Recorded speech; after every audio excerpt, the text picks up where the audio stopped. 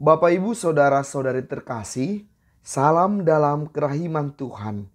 Yakinlah bahwa Yesus sangat mencintai saya, Anda, dan kita semua. Dalam video kita kali ini saya mengajak kita untuk mendalami perihal Maria penolong orang Kristen. Ini adalah salah satu gelar yang diberikan kepada Bunda Maria. Terkait dengan gelar ini, ada juga lukisan dan patung yang menampilkan Maria penolong orang Kristen. Misalnya patung yang ada di sebelah saya ini. Gambarnya demikian. Maria mengenakan mahkota dengan memangku kanak-kanak Yesus di sebelah kirinya, dan di tangan kanannya Maria memegang tongkat komando. Bunda Maria mengenakan jubah merah dengan mantel biru. Inilah yang dikenal sebagai patung Maria penolong orang Kristen. Kita akan mendalami kisah terkait dengan itu dan makna yang ada dari setiap patung itu. Gelar Maria sebagai penolong orang Kristen sebenarnya terkait dengan beberapa kisah. Salah satu kisahnya yang akan kita bagikan dalam video ini memiliki kaitan erat dengan alasan mengapa bulan Mei ditetapkan sebagai bulan Maria. Kisahnya demikian.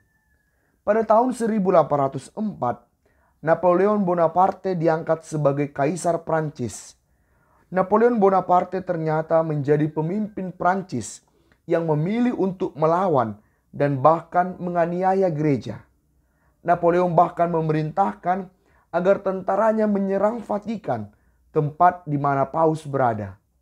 Tentara Prancis berhasil mengalahkan tentara Vatikan, dan mereka pun menangkap serta menawan Paus kala itu, yaitu Paus Pius ke-7. Selama berada dalam penawanan, Paus menyampaikan pesan kepada semua orang Kristen agar berdoa bersama Bunda Maria, pertolongan orang Kristen, agar ia mendoakan gereja yang tengah dalam serangan. Dan ia juga, Paus Pius ke-7, berdoa serta menjanjikan kepada Bunda Maria suatu hari peringatan khusus bagi pertolongan Bunda Maria, terutama kalau akhirnya ia dapat dibebaskan dari masa tawanan itu.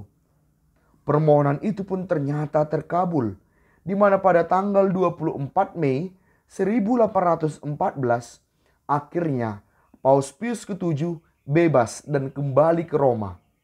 Sesuai dengan janjinya, Paus akhirnya sesudah dibebaskan langsung menetapkan tanggal 24 Mei sebagai peringatan Maria pertolongan orang Kristen. Dan perayaan ini tetap berlangsung hingga saat ini dalam liturgi gereja kita. Bahkan berkembang dengan menetapkan bulan Mei sebagai bulan Maria. Memang selain kisah pembebasan Paus dari tawanan ini, penetapan bulan Mei juga sebagai bulan Maria juga diyakini berangkat dari kebiasaan masyarakat Eropa yang memandang bulan Mei sebagai bulan kehidupan. Karena pada bulan Mei lah musim semi terjadi. Musim semi adalah musim di mana tanaman kembali hijau bertumbuh sesudah melewati musim dingin yang mencekam. Maria dalam pandangan orang Kristen adalah simbol kehidupan. Karena dalam rahim Maria lah dikandung sumber hidup itu sendiri, yaitu Yesus. Inilah alasan juga mengapa bulan Mei ditetapkan menjadi bulan Maria. Maria pertolongan orang Kristen yang patungnya ada seperti yang di samping saya ini sangat dihormati dan dipopulerkan oleh para pastor dan suster bruder dari kongregasi Salesian yang didirikan oleh Santo Johannes Don Bosco. Salah satu ciri khas mereka ialah memperkenalkan devosi kepada Maria Bunda pertolongan orang Kristen. Mereka memang sangat berdevosi pada Maria pertolongan orang Kristen karena pendiri mereka yaitu Santo Johannes Don Bosco pada tahun 1844 pernah mengalami penampakan Bunda Maria yang memintanya untuk mendirikan sebuah gereja dengan pelindung Maria penolong orang Kristen. Dan gereja itu berhasil didirikan oleh Santo Johannes Don Bosco dan tetap ada hingga saat ini. Dalam penampakan itu, Santo Johannes Don Bosco juga melihat ada sebuah kapal megah yang besar di tengah samudra. Kapal itu ternyata diserang oleh kapal-kapal yang lebih kecil, dan di tengah samudra itu muncul dua tiang besar yang amat kokoh menjulang ke langit. Tiang yang satu menyangga sebuah patung Maria tak bernoda. Di bawah kaki patung itu tertulis huruf-huruf yang besar dan jelas. Pertolongan umat Kristiani. Tiang yang satu lagi jauh lebih kokoh dan tinggi, menyangga sebuah hosti dan di bawahnya tertulis keselamatan bagi umat beriman. Dan dalam salah satu tulisannya, Santo Johannes Don Bosco menjelaskan bahwa ia mengerti kapal besar itu maksudnya ialah gereja. Dan kapal-kapal kecil yang menyerang itu adalah musuh yang melakukan penganiayaan terhadap gereja. Dua tiang itu mau menyatakan bahwa gereja hanya bisa diselamatkan dengan adanya devosi sakramen Maha Kudus dan devosi kepada Bunda Allah. Karena itulah Santo Johannes Don Bosco teguh melakukan pesan penampakan itu. Salah satunya ialah menyebarluaskan devosi kepada Bunda Maria, penolong orang Kristen. Dan itu dilanjutkan oleh para pengikutnya sampai saat ini.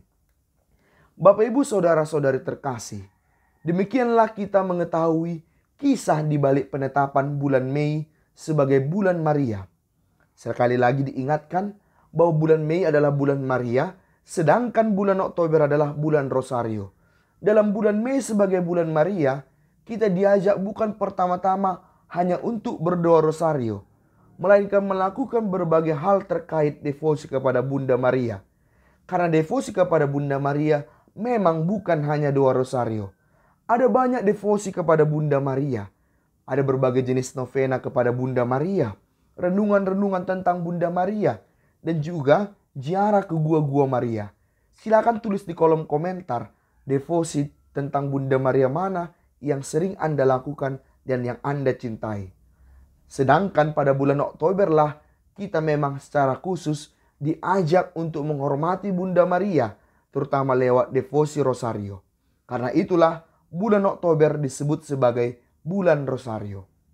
Akhirnya Bapak Ibu saudara-saudari terkasih, salah satu pesan dari bulan Maria adalah mengajak kita, keluarga-keluarga Kristen, untuk semakin mengandalkan Tuhan, terutama lewat doa-doa bersama Bunda Maria, penolong orang Kristen.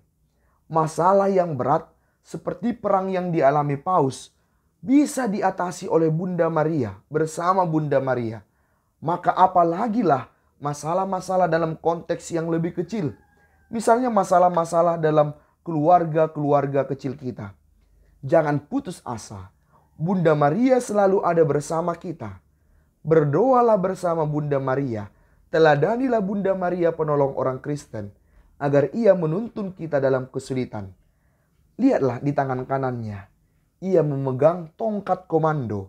Ini mau menyatakan bahwa bersama Bunda Maria penolong orang Kristen, kita akan dituntun, dilindungi dan ditolongnya menuju Allah, khususnya dalam kesulitan-kesulitan hidup dan keluarga kita. Pace, Ebene, Yesus engkau andalan.